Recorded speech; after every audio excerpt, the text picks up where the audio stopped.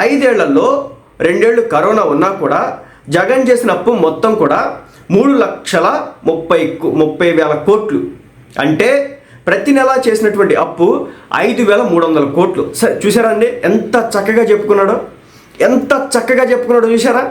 దాదాపు ప్రతి నెల కూడా 5,300 కోట్లు అప్పు చేస్తూ దాదాపు 3,30,000 కోట్ల రూపాయల్ని జగన్మోహన్ రెడ్డి గారు అప్పులు చేశాడు ఆయన కాలంలో అని చెప్పేసి నిజాలు ఒప్పుకున్నాడు. ఎందుకో కూడా చెప్తా.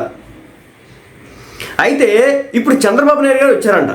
వచ్చిన తర్వాత 8 నెలల్లోనే బాబు చేసిన మొత్తం అప్పు 1,26,527 కోట్లు. అంటే ప్రతి నెల కూడా చంద్రబాబు నాయుడు చేస్తున్నటువంటి అప్పు 15,816 కోట్లు. అంటే నెలకు జగన్ కంటే 3 రెట్లు ఎక్కువ అప్పు చేసినటువంటి బాబు సంపద సృష్టిలో భాగంగా అప్పులు చేశాడు బాబు.